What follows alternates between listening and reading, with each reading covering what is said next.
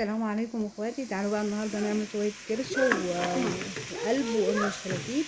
النهارده الحمد لله ربنا كرمنا ولينا ضيوف، وانا بقول ربنا كرمنا ولينا ضيوف لان والله الضيوف دول بيبقوا رزق، ولما بيجوا كده بيدخلوا الرزق معاهم، بس احنا نحسن استقبالهم وما نتضايقش ابدا يا جماعه لما بيجي ضيوف. والله العظيم ده بيبقى خير كتير لينا ولاهل بيتنا يعني. بس عشان ما نطولش عليكم احنا هنعمل لهم النهارده شويه كرشه وشويه قلب وام الشلاتيت. يعني كان موجود عندنا في الفريزر. فطبعا انا اول حاجه هعملها ان انا سلقت الكرشه والفشه. سلقتها زي ما انتم شايفينها كده وقطعتها بالمنظر ده من غير اي ملح ولا فلفل ولا بصل، لاني صفيتها. بعد ما سلقتها صفيتها وغسلتها برضو تاني. وبعدين بقى عملتها زي كباب الحله بالظبط يا جماعه. هنجيب بصل وهندبله وبعدين هننزل عليه بالكرشه اللي احنا سويناها نص سوا، وهنزود بقى في الميه شويه شويه زي ما انتم شايفين زي طريقه كباب الحله بالظبط. وانا منزلتش عليهم باي توابل او بهارات يا جماعه، عشان بس الملح زي ما انتم عارفين بيطول السوا يعني. او كمان الكرشه بتاخد وقت على ما تستوي، فلو حطيت ملح من الاول كانت هتملح.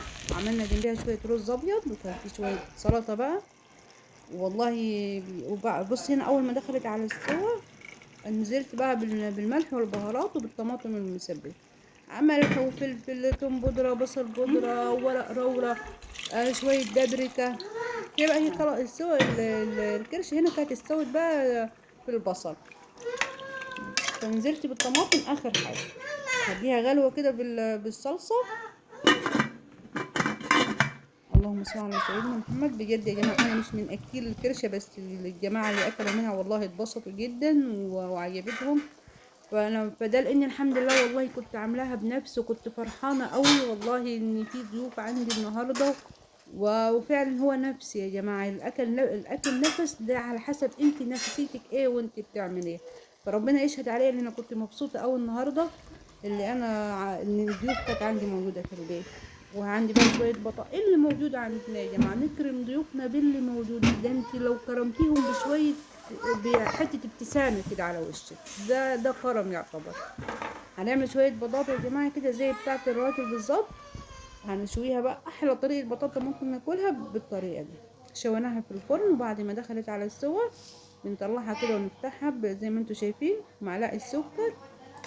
وانا ببقى لسه بقى طافيه لسه الفرن بقى شغاله ما طفتش عليها، بدخلها الفرن تاني. معلقه السكر دي بتسيح في البطاطا، فبتبقى والله بالظبط زي اللي احنا بنجيبها من لما نكون مثلا على كورنيش كده ونشم ريحتها ونروح نشتريها من اخر الدنيا يعني. فاحلى طريقه بطاطا ممكن ناكلها كده.